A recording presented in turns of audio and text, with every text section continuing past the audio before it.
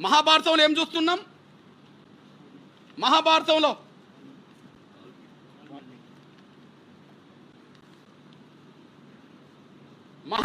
మనకు తెలుసు కదా ఏంటిది?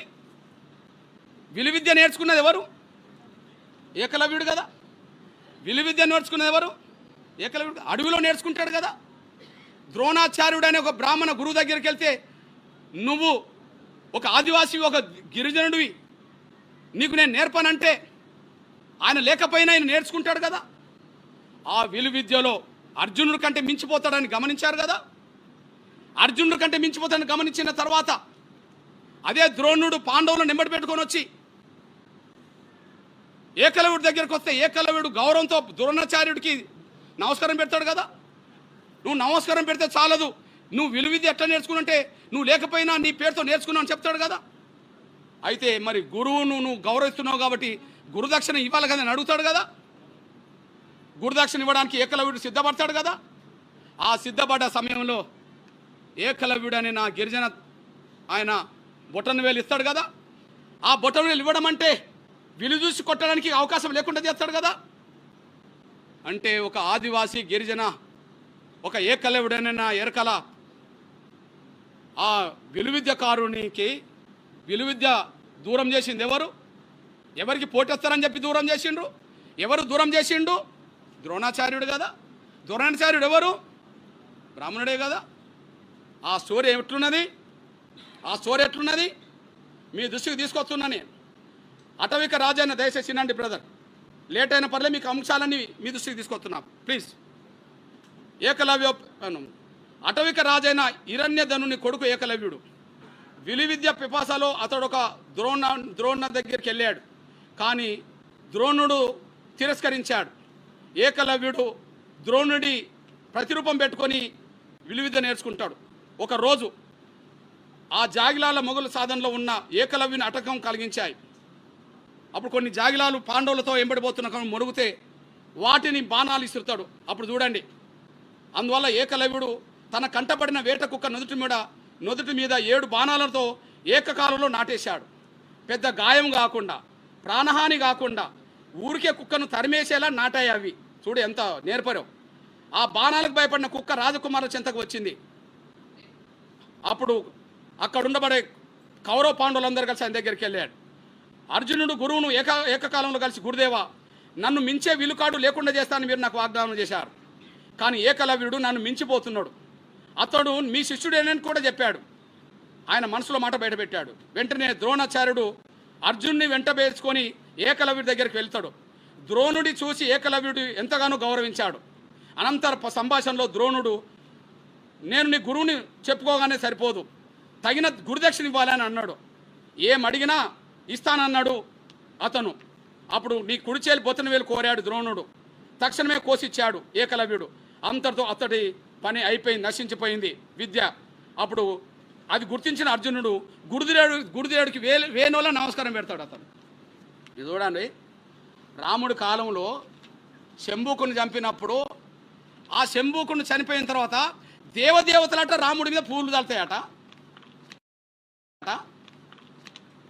దేవదేవతలు చూడండి, చూడవు ఏమంటారు చూడండి. శంభుకి మీద జరిగిన వెంటనే ఆకాశం నుంచి దేవతలు పుష్పసృష్టి కురిపిస్తారు. అకాల మరణం చెందిన బ్రాహ్మణుడు తిరిగి బతుకుతాడు. అంటే మమ్మల్ని చంపితే దేవుళ్ళు పూలు చల్లుతారు, మమ్మల్ని చంపితే మళ్ళీ చచ్చిపోయిన వాళ్ళు కూడా బతుకుతారు. ఇక్కడో మా విలువిద్యను దూరం చేస్తారు. రామాయణంలో శంభుకుని చంపించింది వీళ్ళే, మహాభారతంలో ఏకలవ్యుడి బొటన వేలును లాక్కున్నది వీళ్ళే. ఎక్కడ పోటీ లేకుండా చేశారు. ఇప్పుడుండబడ బ్రాహ్మణ సమాజానికి ఎవరు ఆదర్శమో చెప్పాలంటే మీకు ఆదర్శం కావాల్సింది రామానుజాచార్యులు. మీకు ఆదర్శం కావాల్సిన రామానుజాచార్యులు, ద్రోణాచార్యులు కాదు. మీకు ఆదర్శం కావాల్సింది రామానుజాచార్యులు కానీ ద్రోణాచార్యులు కాదు. రామానుజాచార్యులు బ్రాహ్మణుల దగ్గర ఏ విద్య ఉన్నదో, ఏ మంత్రాలు ఉన్నాయో, ఏ ఉపదేశాలు ఉన్నాయో వాటన్నిటినీ సమాజానికి పంచాల్సిందే అని చెప్పి అందరికీ సమాజం పంచే కాడ ఎవరున్నారు? రామానుజాచార్యులు ఉన్నారు. ఆ రామానుజాచార్యుల గురించి గొప్పగా ప్రధానమంత్రి గారు మాట్లాడుతాడు ఒక మాట, మన గౌరవ నరేంద్ర మోడీ గారు. సమాజంలో భేదాలు సృష్టించి మనుషులను వేరు చేసే ఏ మతాన్నైనా సాంప్రదాయాన్నైనా పరంపర అయినా సరే రామానుజులు వ్యతిరేకించేవారు. అటువంటి వ్యవస్థను ధ్వంసం చేయడానికి, మార్పు తేవడానికి తన శక్తిని మొత్తం దారపోశాడు. ఏ వ్యవస్థను? అసమానతలు సృష్టించే వ్యవస్థను ధ్వంసం చేయడానికి రామానుజాచార్యులు ముందుకొచ్చిండు అని చెప్పాడు. మనకు ఆదర్శం కావాల్సింది ఎవరు? బ్రాహ్మణ సామాజిక ఆదర్శం కావాల్సింది ఎవరు? ఈయన బ్రాహ్మణుడే. కానీ ఏళ్ల మీద లెక్కపెట్టే బ్రాహ్మణ పెద్దలోమో సమాజాన్ని, అసమానత లేని వ్యవస్థను కోరుకున్నారు. కానీ 80% బ్రాహ్మణులు మాత్రం ఈ వ్యవస్థ ఇలా ఉండాలి, అందరూ మా కాళ్ళ కూడా ఉండాలి అని చెప్పి వీళ్ళు కోరుకుంటున్నారు. మేము రామానుజాచార్యులను గౌరవిస్తాం, ద్రోణాచార్యులను వ్యతిరేకిస్తాం. మేము రామానుజాచార్యులను గౌరవిస్తాం, మేము ద్రోణాచార్యులను వ్యతిరేకిస్తాం.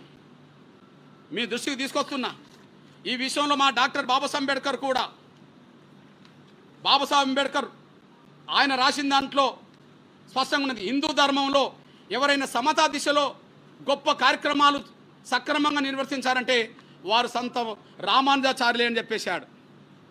ప్రధానమంత్రి నరేంద్ర మోడీ గారు ఆయననే గుర్తు చేసిండు, మా డాక్టర్ బాబాసాహెబ్ అంబేద్కర్ ఆయనే గుర్తు చేశాడు. అంటే మా అంబేద్కర్ ఎవరిని గౌరవించిండు? సమతా సమాజాన్ని కోరుకునే బ్రాహ్మణులు గౌరవించాడు. నరేంద్ర మోడీ గారు ఎవరు గౌరవించిండు? వివక్షత లేని సమాజాన్ని కోరుకునే బ్రాహ్మణులను గౌరవించాడు. మేము ఎవరిని కోరుకుంటాం? రామానుజాచార్యులను మేము కోరుకుంటాం, ద్రోణాచార్యులను వెంటబడతాం. రామానుజాచార్యులను మేము కోరుకుంటాం, గౌరవిస్తాం. ద్రోణాచార్యుల వారసులను వెంటబడతాం. ఇందులో ఉపేక్షించే ప్రసక్తి ఎక్కడ ఉండదనే విషయం కూడా మేము స్పష్టం చేస్తున్నాం. ఈ విషయంలో నేను కుల వ్యవస్థ రద్దు గురించి ఎందుకు మాట్లాడుతున్నా? ఈ దేశంలో కుల వ్యవస్థ రద్దు నేను ఒక్కరిని కోరట్లా.